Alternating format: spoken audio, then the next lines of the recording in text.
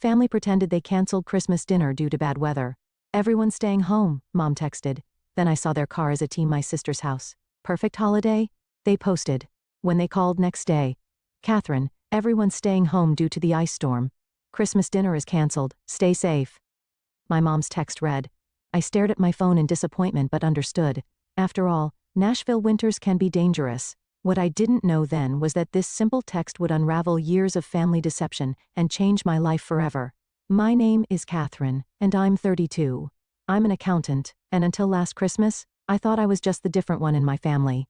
The quiet, career-focused sister who didn't quite fit in with their loud social gatherings. My younger sister Anna was always the star, the one who could do no wrong in our parents' eyes. That Christmas morning I settled in for a quiet day alone. I made myself hot chocolate, turned on some holiday movies, and tried to stay positive despite the loneliness. Around 3 p.m., I was scrolling through Instagram when my heart stopped. There it was. A fresh post from my cousin Nina. Perfect family Christmas at Anna's. So blessed to have everyone together. Family traditions. Christmas dinner. The photo showed my entire family. Mom, dad, aunts, uncles, cousins, even my grandmother gathered around Anna's elegant dining table. They were all smiling, wearing festive sweaters, clearly enjoying the celebration they had deliberately excluded me from. Through the windows in their photos I could see clear, sunny skies. There was no ice storm. There never had been. My hands shook as I scrolled through more photos. There was my dad carving the turkey, my mom arranging her signature Christmas cookies, my little nieces and nephews opening presents. The ice storm excuse was a complete fabrication, a convenient lie to avoid telling me I wasn't welcome at their perfect family gathering. I felt sick to my stomach as the truth sank in. All those times they told me events were canceled. All those intimate gatherings I hadn't been invited to. How many of them had actually happened without me? How long had they been coordinating behind my back to exclude me while pretending to care? The next morning my phone rang. It was my mother, acting as if nothing had happened. Hi honey, hope you had a nice quiet Christmas. We missed you. The casual cruelty of her words made my hands clench into fists. This was the moment everything would change, though I didn't know it yet. Growing up in our family home, I always tried to be the good daughter. I helped my mom with chores, maintained straight A's in school, and even gave up my dream of attending art school to pursue accounting because my parents insisted it was more practical. Meanwhile, my sister Anna could do whatever she wanted. When she dropped out of college to become a yoga instructor, my parents called her brave. When I worked overtime to help them pay off their mortgage, they barely acknowledged it. I remember one particular incident that should have opened my eyes sooner. 3 years ago, when my dad needed surgery, I took 3 weeks off work to help care for him. I cooked, cleaned, drove him to appointments, and managed his medications. Anna showed up once, stayed for an hour taking selfies with him for social media, then left claiming she had a yoga retreat. Yet somehow, in my parents' retelling of that time, Anna was the supportive daughter while I was just doing the bare minimum. My extended family wasn't much better. At every gathering, my aunts would praise Anna's free spirit while asking me when I was going to loosen up and learn to enjoy life. My accomplishments at work were dismissed as boring, while Anna's latest adventure teaching yoga in Bali was the talk of every family dinner. I kept telling myself it didn't matter, that family was family, and they loved me in their own way. Even last month, I spent hours helping my mom prepare for Thanksgiving, only to hear her tell everyone that Anna had done all the work while I just sat around. I swallowed my hurt and kept quiet, just like always. When Anna announced she'd be hosting Christmas this year, I offered to help with the planning and cooking. She brushed me off saying she wanted it to be perfect. I should have seen the signs then, but I was still trying so hard to believe in the fiction of our happy family. The truth is, I've spent my entire life trying to earn their approval, making excuses for their behavior, and pretending not to notice when they excluded me from spontaneous family gatherings that everyone else somehow knew about. I convinced myself that if I just tried harder, worked longer, gave more, they would finally see me as worthy of being part of their perfect family picture. Hi honey, hope you had a nice quiet Christmas. We missed you. My mother's fake cheerfulness made my stomach turn. I gripped my phone tighter, staring at the Instagram photos still open on my laptop, evidence of their perfect family gathering that I'd been deliberately excluded from. Really, I managed to keep my voice steady, because Nina's social media posts show everyone had a wonderful time at Anna's house, everyone except me. The silence on the other end was deafening. I could almost see my mother's face, that familiar expression when she's been caught in a lie, but is already formulating excuses. Oh, well, she stammered. Anna organized it last minute, and you know how you can be at gatherings, always so quiet, and making everyone uncomfortable. We just thought what? I pressed. That it would be better to lie to me? to make me spend Christmas alone while pretending everyone else was doing the same? Don't be so dramatic. My mother sighed. We were trying to avoid any awkwardness. You know how Anna wanted everything to be perfect. That's when it hit me. All the past canceled events. The times plans had mysteriously fallen through. The family photos I'd see later on social media. This wasn't a one-time thing. This was a pattern. How many times? I asked, my voice barely a whisper. How many other gatherings have you lied to me about? Another telling silence. Then Catherine, you're being oversensitive. This is exactly why. Why what? I cut her off. Why you exclude me? Why you pretend I don't exist unless you need something? Why Anna gets to be the perfect daughter while I'm treated like an inconvenience? That's not fair, my mother protested. We love you both equally. It's just Anna puts in the effort to be part of the family. You're always so busy with work. I laughed bitterly. Busy with work? You mean busy helping pay your mortgage? Busy taking care of Dad after his surgery? That kind of busy? Listen. My mother's voice turned stern. If you're going to be like this, maybe it's better if we give each other some space. Call me when you're ready to be reasonable. The line went dead. I sat there staring at my phone as 32 years of memories suddenly shifted into sharp, painful focus. Every excuse, every dismissal, every misunderstanding, it had all been intentional. I wasn't the problem. I never had been. That was the moment I stopped making excuses for them. The moment I finally saw the truth. I didn't have a family. I had people who shared my DNA, but treated me like an afterthought. After that phone call, something inside me snapped. I was done being the family doormat. I opened my laptop and started writing an email to my entire family. Parents, sister, aunts, uncles, cousins, everyone who had been at that Christmas dinner. My fingers flew across the keyboard as years of pent-up feelings poured out. I've seen the photos from Christmas dinner, I wrote. The dinner I was told was canceled due to an imaginary ice storm. I want you all to know exactly what you've done. You didn't just exclude me from a family gathering. You coordinated an elaborate lie to make me spend Christmas alone. I attached screenshots of my mom's stay home. Everyone's doing the same.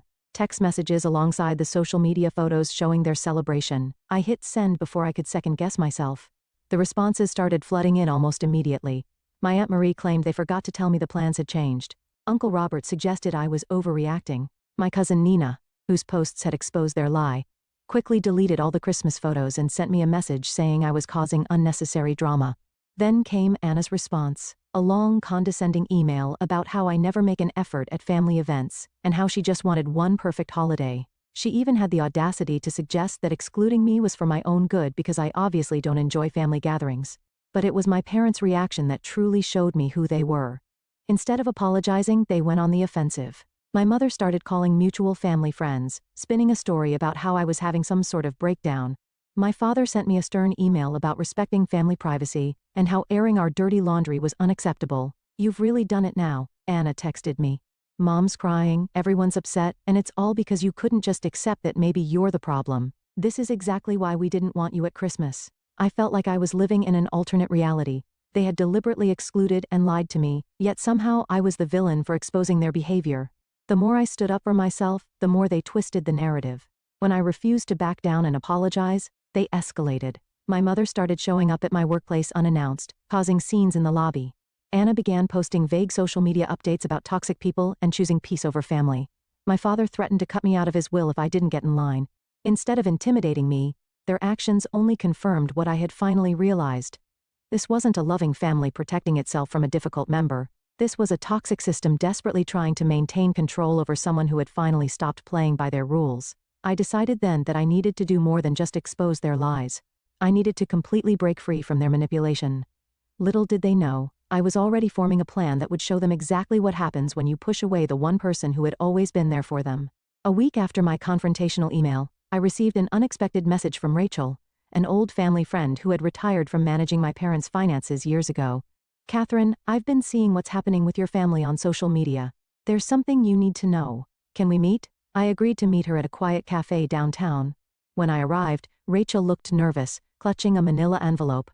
I've been carrying the guilt of this for years, she said, sliding the envelope across the table. Your father swore me to secrecy, but after seeing how they're treating you now, I can't stay quiet anymore. Inside the envelope were bank statements and legal documents dating back 15 years.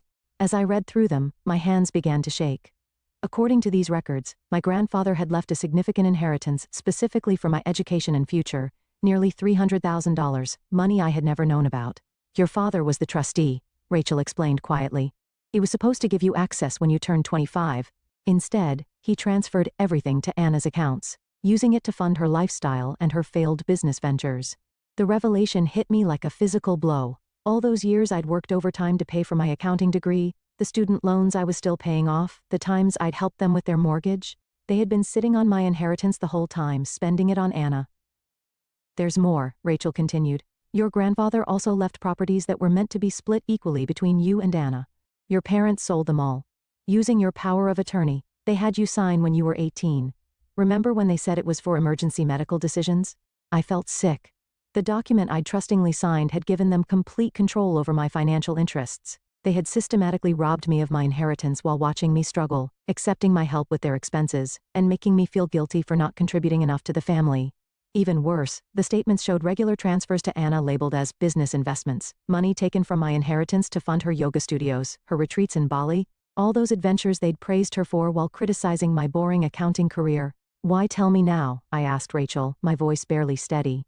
"Because I saw your mother's social media posts painting you as unstable and ungrateful. They're trying to discredit you before you can discover the truth.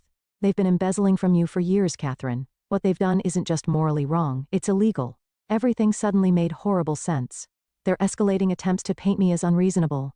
The threats to cut me out of the will when they'd already stolen my inheritance. Their desperate need to maintain the narrative that Anna was the successful sister while I was the difficult one. I carefully packed the documents back into the envelope, my mind racing. "Thank you, Rachel. I know exactly what I need to do now. This wasn't just about a ruined Christmas anymore. This was about years of calculated deception and theft, and I, an accountant with years of experience tracking financial fraud, was uniquely qualified to make them face the consequences." With Rachel's documents in hand, I spent the next week meticulously building my case. As an accountant, I knew exactly how to trace the money trail. Every unauthorized transfer, every misused power of attorney, every fraudulent document, I tracked it all. I also hired Sarah Chen, a lawyer specializing in estate fraud, to review everything. "This is a clear case of financial exploitation," Sarah confirmed. "We can file criminal charges if you want to pursue that route." I considered my options carefully. A criminal case would destroy my family's reputation, but they had already destroyed our relationship. Still, I decided to give them one last chance to make things right. I emailed my parents and Anna, requesting a family meeting to resolve our differences. They jumped at the chance, probably thinking they could manipulate me back into line. We agreed to meet at my apartment the following Saturday. The morning of the meeting, I arranged 3 folders on my dining table, one for each of them. Inside each folder was a complete record of their fraud, along with a letter from my lawyer outlining their options. Either transfer all remaining funds back to me and sign a confession, or face criminal charges. They arrived looking smug, clearly expecting me to apologize. My mother started in immediately. "Catherine, we're so glad you've come to your senses." I cut her off by sliding the folders across the table. "Before anyone says another word, I suggest you read these." The color drained from my father's face as he scanned the documents. Anna's hands started shaking. My mother tried to maintain control. "This is ridiculous. You're trying to blackmail your own family?" "Blackmail?" I laughed coldly. "No, I'm giving you a choice. Return my inheritance with interest and admit what you did, or I'll let the police handle it." "Rachel's already agreed to testify." "Rachel had no right," my father started.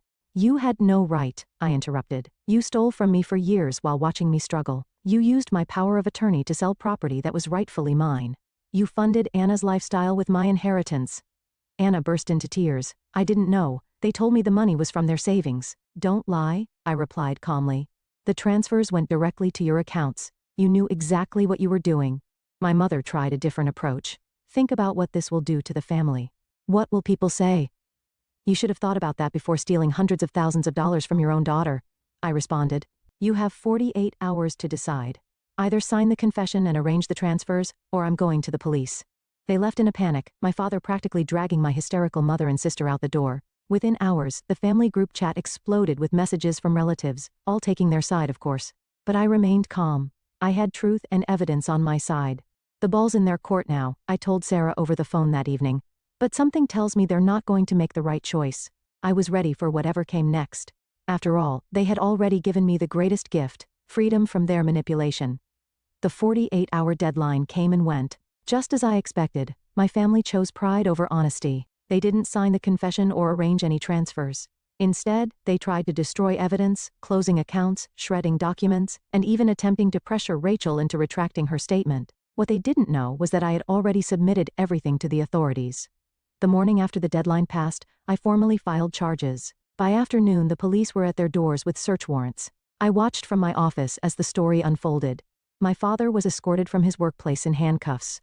Anna's yoga studio was seized as an asset purchased with stolen funds. My mother's carefully curated social media facade crumbled as she was arrested during one of her charity committee meetings.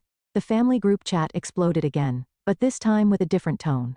Relatives who had dismissed my claims were suddenly quiet as the evidence became public record.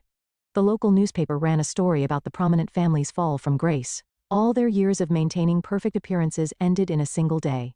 My phone buzzed with a text from Rachel. "You did the right thing. Your grandfather would be proud." She was right. This wasn't about revenge anymore, it was about justice. As I watched my family's carefully constructed lies unravel, I felt no joy, only relief. The truth was finally out, and I was finally free. 1 year later, I sat in my new home in Denver watching snowfall outside my window. The court case had concluded months ago. My father and mother both took plea deals, agreeing to pay restitution. Anna's yoga empire had crumbled, and she'd finally gotten a real job as a receptionist. The perfect family image they'd worked so hard to maintain was gone forever. Most of the relatives who had enabled their behavior for years stopped speaking to me. But surprisingly, I found I didn't miss them. Instead, I had built a new support system. Genuine friends who valued honesty over appearances, colleagues who respected my work ethic, and even a few distant cousins who reached out to apologize for their past behavior. Rachel came to visit me last week. Over coffee, she handed me an old photo album she'd found while cleaning out her office. Inside were pictures of my grandfather and me, moments I'd almost forgotten. In one photo, he was teaching me to fish, both of us laughing at something long forgotten. "He always said you were the strong one," Rachel told me. "He knew they favored Anna, but he believed you would overcome it." I touched the photo gently, remembering his kind smile. He had tried to protect my future through that inheritance. And though it had taken years, his final gift had ultimately given me something more valuable than money. The courage to stand up for myself and the freedom to build a life on my own terms. Sometimes the best revenge isn't about getting even, it's about getting free.